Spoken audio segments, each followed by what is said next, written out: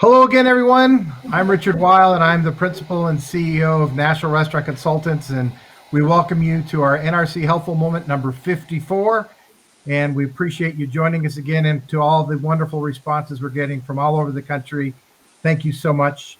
Again, I'm joined by the wonderful Brian Devine, President of Top Line Management and Cafe Fuel.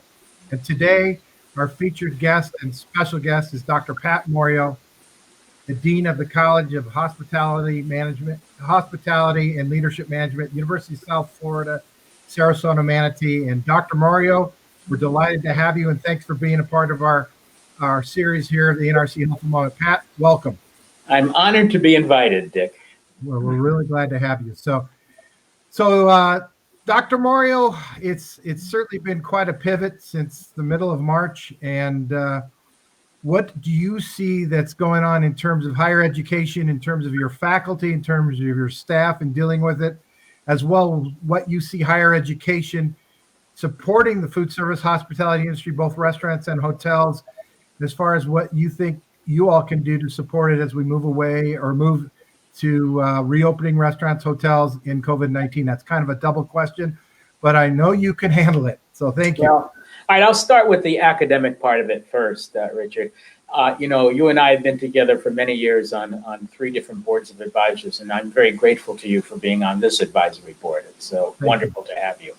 Of course, for us, it meant changing things within really 3 days and moving from online, from face-to-face instruction to online instruction. Now, the good news for us is that our degree has been 80%, 85% available online for a few years. So the only courses we haven't done online and hadn't done online are the Intro Foods course and the Restaurant Ops course, where our students run. Right now we're calling it the Bistro, but you've been at many schools. It's a different thing in each place, but running the restaurant. So one is a freshman course, one's a senior course. It's kind of their capstone, one of them.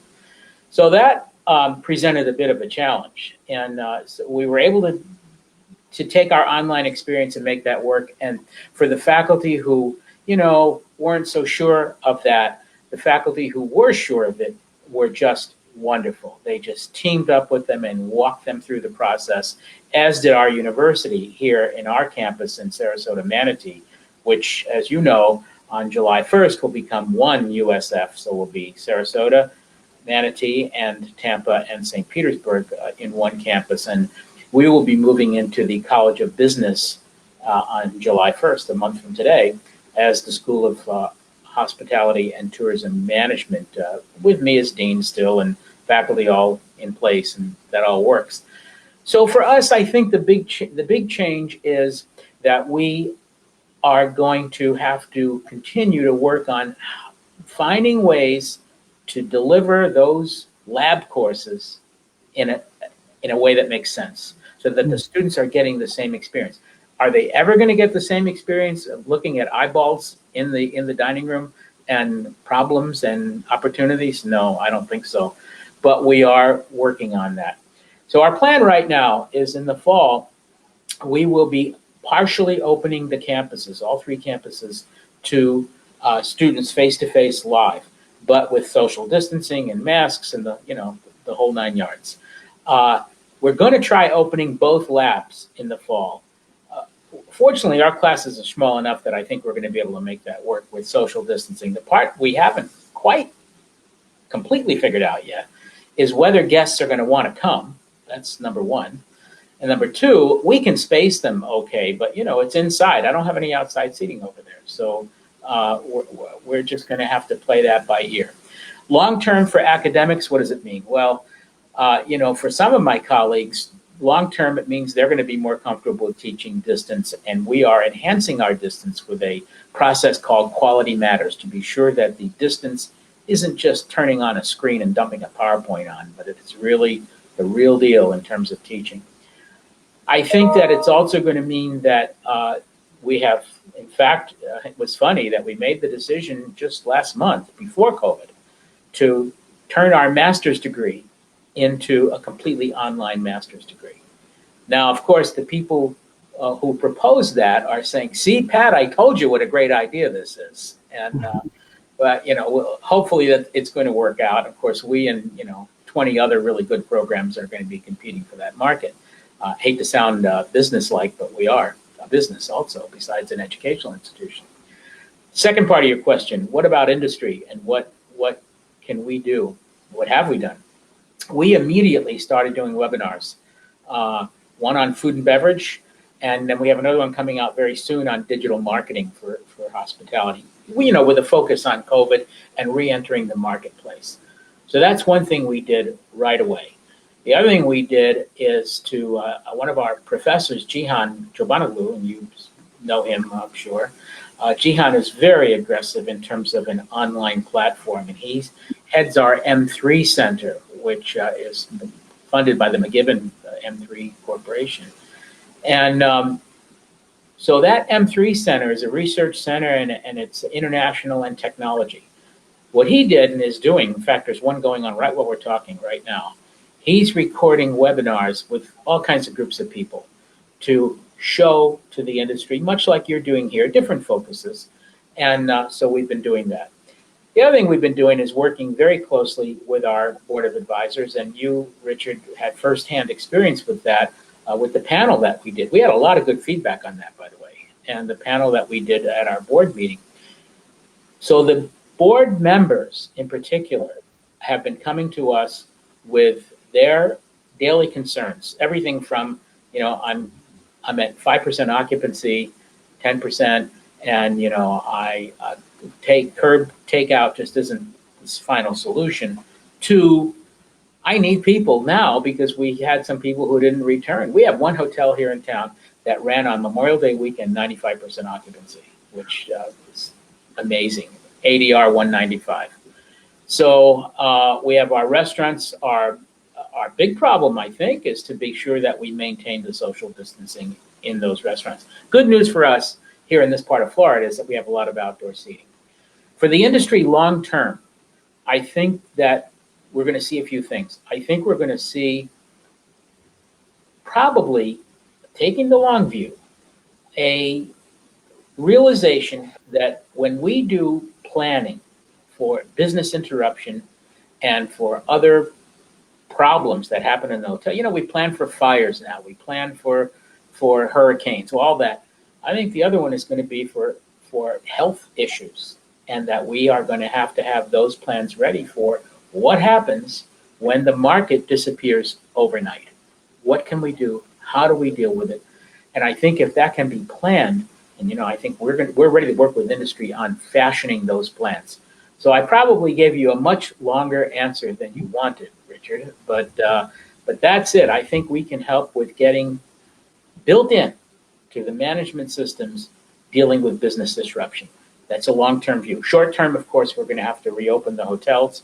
And I'm not too worried about the sanitation and all, but we know how to handle all that. I don't think that's going to be a huge issue. I said enough. Well, that wasn't the secret to that 3-2-1, but it worked. Anyway, we've never done that before, but maybe that's a good idea. But the point I want to finish here before we pivot over to Brian is we have had a lot of really great restaurateurs and operators on these helpful moments, but it's been great to have someone like yourself, Dr. Moreo, because you all do think out of the box. You do think tanks. You do things with your professors, and there's a reason why your folks have gone out and in creating higher education, because you do think better than a lot of us. You have critical thinking, and so that's what I heard you all say, and I appreciate that. So thank you, Pat, for joining us so very much, and your staff, and professors. Good, my pleasure. I'm going to pivot over to you because video and marketing and what Dr. Moreo and his team are doing as far as webinars, that really pivots well to your suggestions on the marketing side. So take it away, please, Brian. Yes, thank you. And I appreciate the time as always. So to go along with what we were just talking about, webinars obviously are fantastic, but obviously, you're a restaurateur, webinar isn't really going to make sense. But you've heard us talking about two things over and over again, and that's use video to communicate, right? And two is build your list. And let's talk about how to combine those two, because there's this thing called YouTube ads, and it is incredibly inexpensive right now. And you can actually get views. So having somebody watch at least 30 seconds of your video for about 3 cents per view. Now, if you don't get that 30 seconds, it costs you nothing. So please look at that. And if you have questions about how to do it, I'm happy to answer any questions that you have. Generally, when we set up campaigns, we will set it for about 10 cents per view, but we average between 3 and 4. And if we ever go to 5, we pretty much are like, yeah, this campaign is done. So think about that math. We're talking about thousands of people who are going to see the videos that you want them to see in the exact market that you want to put that information out in. So if you've ever thought, okay, Brian keeps talking about videos, what do I do with them?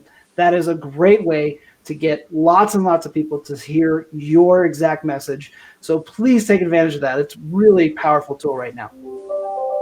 And you can get the who, what, where, when, why, and how out in 30 seconds. You really can. Yep. It's your logo, it's your brand, it's your tagline, it's your concept, it's quick hours, and you're done. And it's really about being out there, getting out there and making sure you're at the top of the mind of your guests and the potential new guests that you have to bring back in. So that's our helpful moment. Dr. Moreo, any other thoughts you have for us, Pat?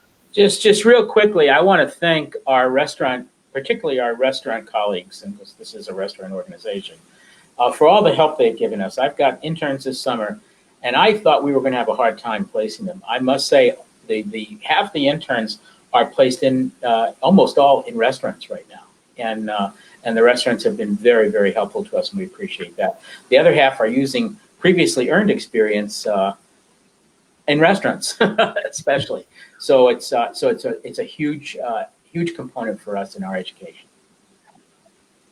So one of the last things is we're going to ring the bell because we're 3 minutes out before we get our dine in. But one of the things I want everybody to realize is Dr. Moreo is not just a higher education individual, somebody with a PhD and has been teaching for years. He's got huge practical experience. He understands the hospitality industry. And yes, I am on the advisory board at USF, but if those of you this is reaching, you want your students to understand practical application. Dr. Moreo is an expert on all the above, and I couldn't really speak to a better person to be a part of and associated for these nearly 30 years that I've known him. And so I want to thank you for including me also in your advisory board. So Pat, thank you. Thank you, Richard. All right. That's our helpful moment for today. Bye for now, everyone. Bye. All right. Bye-bye.